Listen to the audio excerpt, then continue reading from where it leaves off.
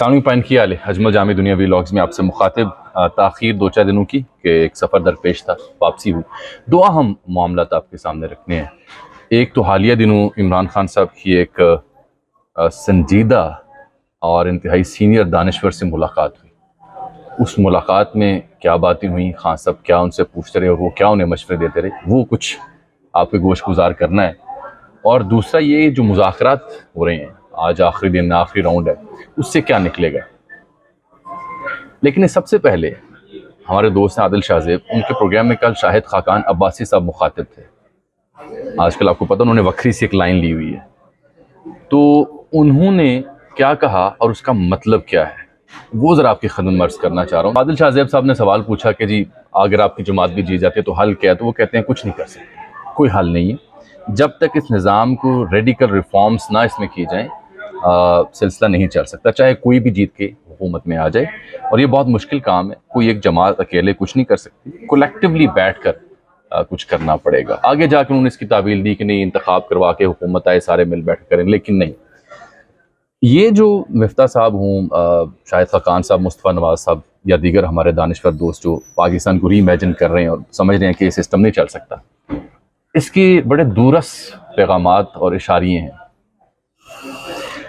रियासत पाकिस्तान के यहाँ हर कुछ अरसे के बाद एक अंगड़ाई उनके सोच में, जिस्म में नहीं सोच में जन्म लेती है कि नहीं this system is not working, it's not delivering. और उसका इजहार सियासतदान भी फिर करते हैं। तो उनके जहन में, उनकी सोच में जो अंगड़ाई आती है वो असल में इस रेडिकल चेंज के लिए आती है। रिफॉर्म्स होनी चाहिए, चाहे वो जो भी डिक्टेटर आया वो रिफॉर्म्स के लिए आया। जब भी किसी के पास हुकूमत है उसने भी रिफॉर्म्स करने की कोशिश की, लेकिन एक रेडिकल रिफॉर्म्स जब ये कहते हैं तो एक टेक्नोक्रेट ड्रिवन सेटअप होता है कि सियासतदानों को दूर रखा जाए और उनके ज़रिए हम मईशत ठीक करें, गवर्नेंस ठीक करें, इस्लाहात करें और फिर इनके हवाले करें क्योंकि ये कम्पिटेंट नहीं है। तो असल में शाहिद खाकान अब्बासी साहब जो कह रहे थे ना कि कोई कुछ नहीं कर सकता इस मुल्क में, रेडिकल रिफॉर्म्स चाहिए, उसकी घोषणा मुझसे सुन लें, खबर सुन लें कि जी अगस्त में हुकूमत फारिग होती है, एक निगरान सेटअप आ जाएगा। तो वो निगरान सेटअप जो है ना वो फिर चले आगे लंबा, जिसको ज़ाहिर सी बात आती है कि आशीर्वाद भी इस तरीके से हम हासिल करके लेके दे सकें, सियासतदानों को भी कायल करें, इन सबको दूर करें क्योंकि सियासतदान तो अच्छे हैं ही नहीं। तो वो ख्वाब वो है कि वो जो सेटअप आए निगरान हुकूमत की सूरत में, सम हाउ टेक्नोक्रेट टाइप का, वो लंबा चले, साल डेढ़ दो चले, ताकि हम इस कंध को जो उनके बकौल है साफ़ कर सकें। ऐसे ख्वाब मैंने आपको कहा पहले भी देखे गए हैं, चाहे वो डिक्टेटर ने देखे हों, चाहे मुशर्रफ साहब ने देखे हों, राइल शरीफ साहब के भी ख्वाब थे, जनरल कैनी के भी ख्वाब थे, बाजवा साहब के तो बेतहाशा ख्वाब थे, हर एक के ख्वाब होते हैं। लेकिन इसमें दिलचस्प बात नाज़रीन ये है मेरे देखने वालों को कि ये ख्वाब सारे के सारे पूरे नहीं होते, अवाम और सियासतदान आड़े आते हैं। यही वजह है कि राइल शरीफ साहब के ख्वाब भी पूरे नहीं हो सके, बाजवा साहब भी कुछ ख्वाब देखते देखते गए, पूरे नहीं हो सके, कुछ कर लिए उन्होंने, तो ख्वाब पूरे नहीं होते। सियासत और अवाम आड़े आ जाते हैं और जो शऊर आ चुका है, अच्छा या बुरा, जितना मैसेज ओपन हो चुके हैं, उसकी वजह से तमाम ख्वाब पूरे नहीं हो सकते। कोशिश यही होगी जो मैं आपको खबर दी। दूसरी बात यह है कि मुज़ाकरात, अगर मैं ये कहूँ ये मुज़ाकरात शुरू नाकाम होने के लिए हुए थे, चाहता तो मैं ऐसा नहीं हो तो ये गलत नहीं होगा, बात नहीं बनेगी, इसकी पूरी जानकारी है। क्योंकि मुज़ाकरात की कामयाबी के लिए दो चीज़ें बड़ी अहम होती हैं। एक एतमाद साजी क्या फ़रीक़ैन कर रहे हैं एक दूसरे के लिए, तो एतमाद साजी तो है ही नहीं, सिरे से नहीं है। चोरी पकड़ ले सकते, जो हो रहा है अच्छा या बुरा वो बात की बात है, वो क्या एतमाद साजी है? बिल्कुल भी नहीं। और दूसरी अहम बात हमारे यहाँ पाकिस्तान में एतमाद साजी के लिए ये होती है कि रियासती इदारे, इस्टेब्लिशमेंट कहाँ खड़ी है, वो भी कितनी है, नॉट एट ऑल।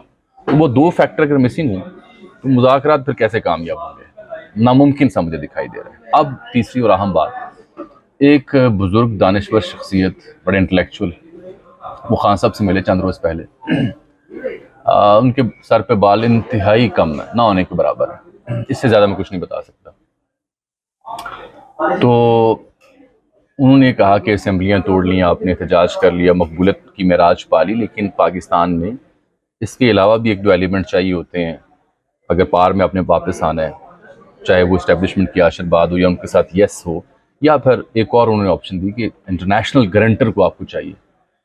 तो गल्फ़ के बारे में बात करने के बाद जहाँ उस दानिश्वर को लगा कि यहाँ पे कोई अच्छे सुर संगीत उस तरह नहीं है जो पहले होते थे, तो जब उनसे खान साहब ने पूछा उस दानिश्वर से कि अच्छा कौन सा इंटरनेशनल गारंटर हो, क्योंकि गारंटी इसलिए चाहिए थी उस गुफ्तगू में कि जी जो कुछ आपके साथ हुआ, जो इनके साथ हुआ, उसके बाद इस्टेब्लिशमेंट भी आपसे खौफज़दा है और ये भी आपसे खौफज़दा हैं, तो अब ये खौफ और ये डर और ये वहम और बदगुमानी आपके बारे में तब ही दूर हो सकती है जब कोई इंटरनेशनल गारंटर बीच में आए।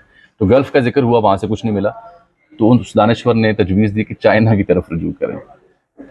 अब आप देखिए कि अमेरिका के साथ ताल्लुकात के हवाले से भी खान साहब एक लाइन लेंथ ले रहे हैं, उनके मुआवनीन भी ले रहे हैं। गल्फ़ के बारे में भी आप देखें, फवाद चौधरी साहब के ट्वीट्स बड़े अच्छे अच्छे आ रहे हैं। सऊदी प्रिंस की जो खदमात हैं, जो रेवोल्यूशन बर्पा कर रहे हैं तरक्की का, उसके ऊपर भी आप देखते हैं उनके ट्वीट्स आ रहे हैं। तो अब अगली नशिस्त में शायद आप ये देखें कि चीन के हवाले से बड़े अच्छे तासुरात, खुशगवार तासुरात जो हमें देखने और सुनने को मिलेंगे, लेकिन चीन शायद गारंटर के तौर पर बीच में आए या ना आए, आप सोच के जवाब दीजिएगा। मेरे नज़दीक तो बात कहीं और जा पहुंची है। तो उस दानश्वर से उन्होंने फिर ये तय किया कि हम एक और नशिस्त में वन ऑन वन, जहाँ पे एक आधी शख्सियत पीटीआई की और होगी, एतमाद वापस लेने के लिए इदारे का और इंटरनेशनल कम्युनिटी का, ताकि वो उस एतमाद के ज़रिए हम वापस आ सकें। अगली नशिस्त पर उनके साथ तय होगी, जो कि जल्द होने वाली है, और फिर उसमें कोई नई गिद्दड़ सिंगी पेश की जाएगी। इजाज़त दीजिए, अल्लाह हाफ़िज़।